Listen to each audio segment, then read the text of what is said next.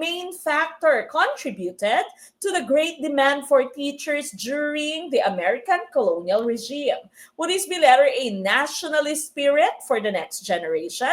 Letter B, American literacy modeling? Letter C, democratic tutoring of the country?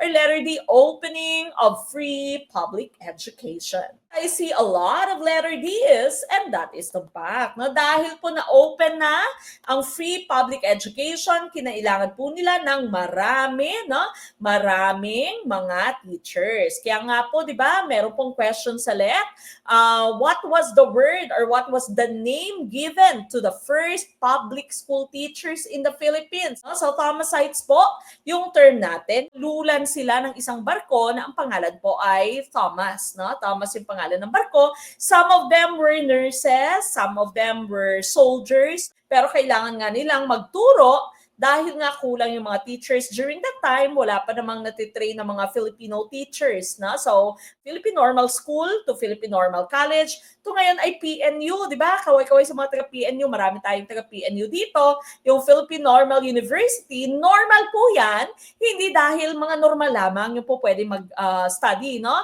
But when you say a normal school, it is a center talaga for teacher excellence. Kumbaga, no? So, ginawa siya for teacher ed.